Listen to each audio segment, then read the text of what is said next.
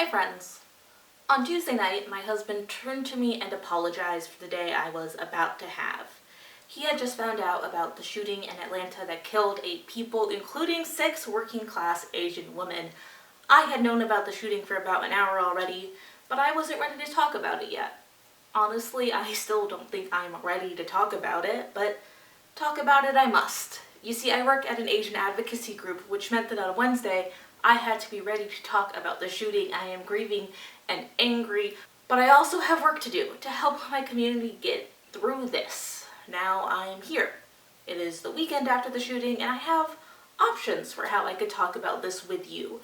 I could talk about race, how this all affects me as an Asian, how even though anti-Asian hate crimes have rapidly increased since the beginning of the pandemic, this past year alone, the number of anti-Asian violence self-reported incidents has risen by 150%. But anti-Asian racism isn't new though. I could talk about the Chinese Exclusion Act, Japanese internment camps, or even how the first time I remember experiencing racism was when the other kids at the park refused to play with me and my little brother because we looked too Chinese and he sounded different. We aren't Chinese and my brother had a speech impediment, but I don't think that really matters to the story or would have mattered to those kids.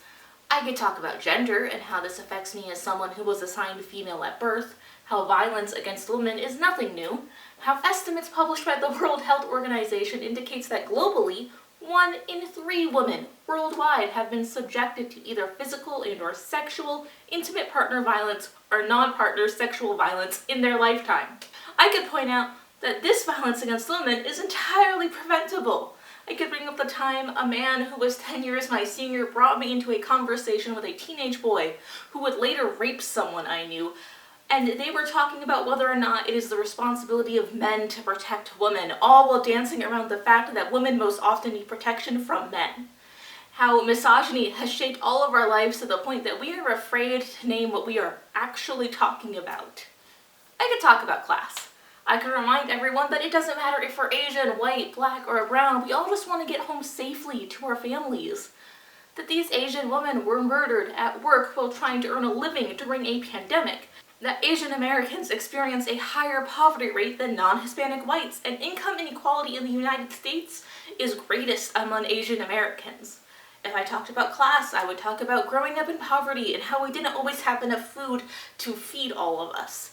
I would talk about being dismissed by my white families when talking about the wage gap. Because of a gender or race wage gap exists, because yes, we were still just arguing over whether or not it even exists, it wouldn't impact me. Because the median earnings of an Asian worker is more than that of the median earnings of a white worker. I could talk about religion, how the shooter claims that he was just getting rid of sexual temptation, and how reports keep talking about how this murderer went to church.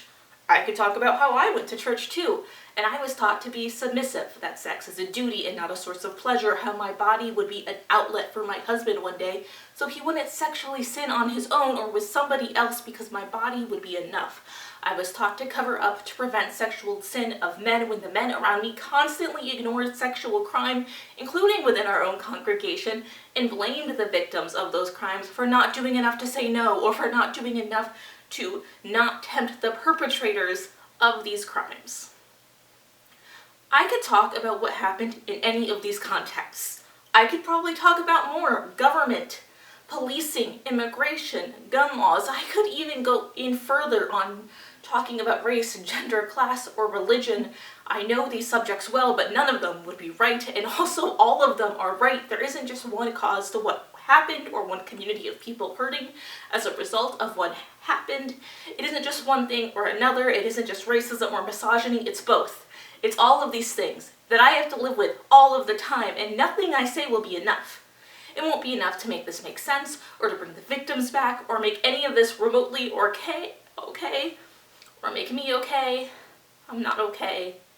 8 people died and they shouldn't have. So yes, we need to destroy white supremacy, and yes, we need to destroy misogyny, and yes, we need better gun laws, and yes, we need to do more to protect workers in a pandemic, and yes, we need to support the families and the community of the people who died. We need to do it all.